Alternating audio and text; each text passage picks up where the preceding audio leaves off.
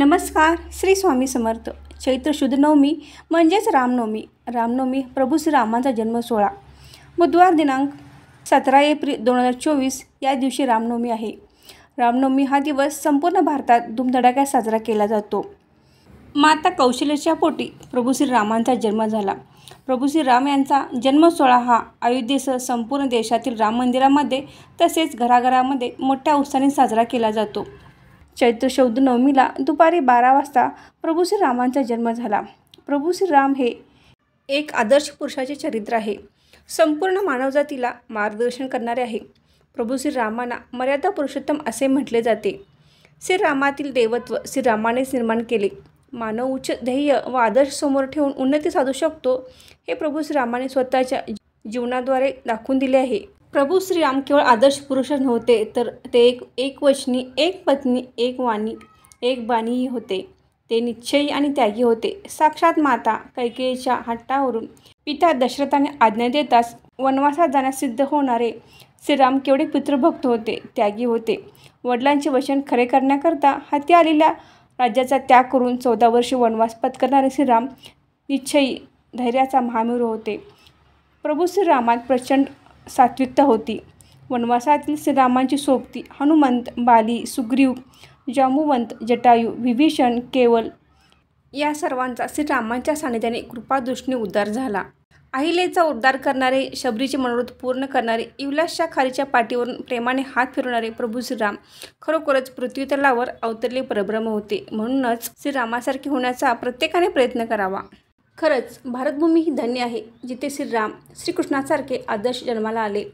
परब्रह्माने साक्षात जीवनाचा कर्मयोगाचा आदर्श घालून दिला.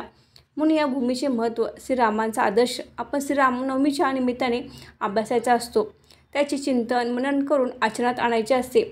प्रभू श्रीराम हे मानव मात्राला प्रेरणा देणारे, सागरासारखे गंभीर, आकाशासारखे विशाल, हिमालयासारखे उदात्त होते.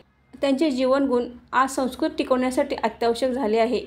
ज्या पवित्र भूमीत प्रभू श्रीराम यांचा जन्म झाला त्या अयोध्येमध्ये राम मंदिर पूर्ण झाले आहे. 22 जानेवारी दिवशी प्राणप्रतिष्ठापना झाल्यानंतरच प्रथमच यावर्षी 2024ला रामनवमी दिवशी प्रभू श्रीराम यांचा जन्मसोहळा साजरा होणार आहे. संपूर्ण भारतासाठी अतिशय आनंदाचा व उत्साहाचा हा दिवस असणार आहे. कारण 500 वर्षाच्या प्रदीर्घ संघर्षानंतर व 134 वर्षाच्या कोर्ट केसनंतर आपण प्रथमच अयोध्येमध्ये रामनवमीला राम मंदिरामध्ये हा जन्मसोहळा साजरा करणार आहोत.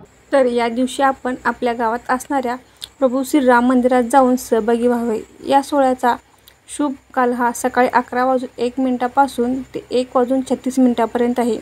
या शुभ काळामध्ये आपण रामरक्षेचे पठण, सामूहिकरित्या रामरक्षेचे पठण करावे.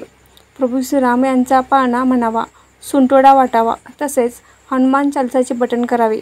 मंदिरात जाणे शक्य नसल्यास तुमच्या आसपास मंदिर असेल तर तुम्ही प्रभू श्रीराम यांचा फोटो किंवा मूर्ती असल्यास त्यांचे पूजन करावे. तरी फोटो किंवा मूर्ती नसल्यास तुम्ही तुमच्या घरातील सर्वांनी मिळून रामरक्षेचे पठण करावे. रोज घरामध्ये रामरक्षेचे पठण करणे आवश्यक आहे. कारण नियमित रामरक्षेचे पठण केल्याने मुलांच्या मनामधील अनामिक भीती नाहीशी होते. रामरक्षेचे नियमित पठणाने मुलांचे उच्चार स्पष्ट होण्यास मदत होते. तसेच आपल्या मुलांना प्रभू श्रीराम यांचे जीवनचरित्राची माहिती मुलांना द्यावी. या दिवशी रामायणाचे पाठ करावेत.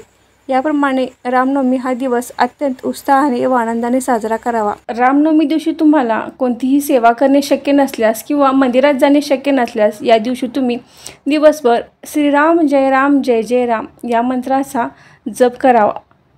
या जपाने तुमच्या आयुष्यात येणाऱ्या अनेक संकटावर तुम्ही मात करू शकता. आपल्या आयुष्यातील अनेक दुःखे, संकटे नाहीशी करण्याची ताकद या मंत्रात आहे. रामनवमीला तुम्ही प्रभू श्रीराम यांचे प्रिय भक्त हनुमानाची उपासना करावी. या दिवशी तुम्ही मारुती स्तोत्र व हनुमान चालिसाचेही पठण करावे. तुम्हाला रामनवमीच्या खूप खूप शुभेच्छा. व्हिडिओ कसा वाटला हे कमेंट करून नक्की सांगा.